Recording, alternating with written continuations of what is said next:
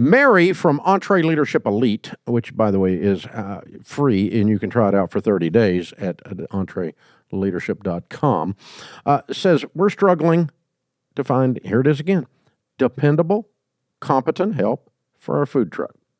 It's partial hours, lunch 8:30 to 2:30. We've tried Indeed and social media. We have plenty of work, but turn so much down due to staffing. How can we find help? Well, as we've been talking about almost throughout this entire particular podcast, labor is a problem. Labor shortage is a problem. Finding people to hire is a problem. Even when times are different and there's the applications are plentiful, going through them and finding somebody whose parents aren't cousins it's a tough thing, man. I mean, you got to go through and get people who have a brain, and it's a thing. It really is. And because if you hire just warm bodies, man, you're going to have so much cray-cray in your building, even around your truck there. I mean, it's something else. So you just don't want to do it. I've done it, and I mean, it just turns into a freaking circus. And so you're better off to turn the work down until you get the right people than you are to hire the wrong people and screw up your brand with goobers that don't run the truck right, don't keep it clean, don't serve the customers. I went to a food truck the other day. It's 45 minutes. I'm not going back to that food truck. I'm done. I mean, I got the patience of nothing. I'm not, I mean, I guess if you need a reservation at a food truck, there's a problem, right? So I'm just, no, thank you. And so I get it. I get what you're facing. Now, how do we find dependable, competent help? I try to think about pools of people, demographically and psychographically, that might be interested in doing this that I would like to hang out with. So instead of just saying, I have a part-time job in a food truck and appealing to the lowest common denominator, I'm thinking about who's somebody that works a different shift. Maybe they work the night shift and they'd like to pick up a little bit of extra work before they go to bed from 8:30 to 2:30, and then they sleep in the afternoon and then go back to work at night. That's trying to get out of debt. Maybe they're doing that Ramsey stuff, And this is an add-on. It's a side hustle. It's a part-time job for them. It's not their full-time gig because it's probably not their career when it's 8:30 to 2:30 Wednesday through Saturday, right? And so it's probably an add-on for somebody. If you're turning down a lot of work, I might even be willing to up my prices so that I could up my pay to make it highly attractive for them to come in. I'm certainly going to make it fun and as easy as possible and for them to come in so that they're smiling when the customer comes up to the window and that they're concerned about it. I might even cut them in on the profit that particular truck creates if they're there so many days a month. And, just show them how we make a profit around here. Share with them a little bit, like in a sense, not in reality, but in a sense, make them a partner in the profit and loss statement so that when they see the profit and loss statement, they say, oh, I get a little bit of that. So if I keep food costs down and I keep sales up by turning over the customers, getting the customer served super fast and smiling so they come back and all that, then, almost take an ownership position emotionally. So, I mean, it could be that you think about something like who works night shift? Nurses.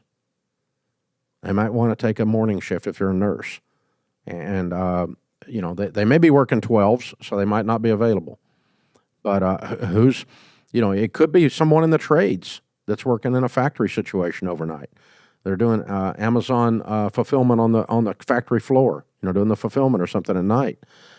Maybe a FedEx person that's working in the warehouse. I don't know. But I'm trying to think of somebody like that because this is probably not a career position for them. Now 8:30 to 2:30, if they're high school students, they're in school, so they can't do it. So we're dealing with adults here. So that's the kind of thing I'm trying to think outside the box. And then I think about, okay, where are those highest quality versions of that person? People of high character.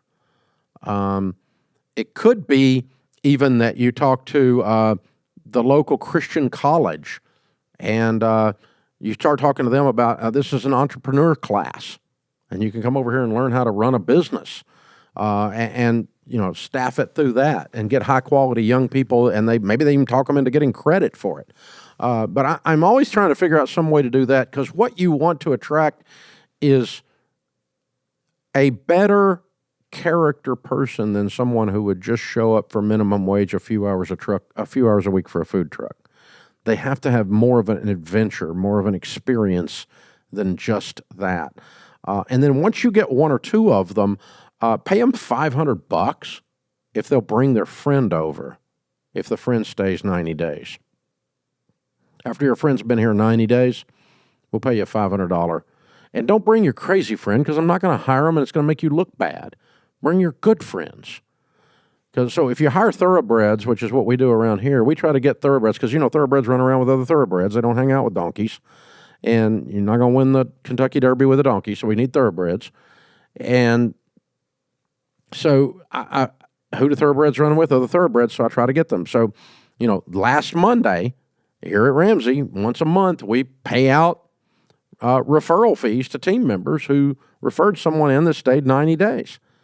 And, you can do all kinds of stuff there. You can offer them future ownership positions if you want to, or if you do this for a while, I'll help you set your own truck up. And you'll just do it just to say thank you for their few years of service or whatever it is. Something along those lines is the way I'm going to go at this. And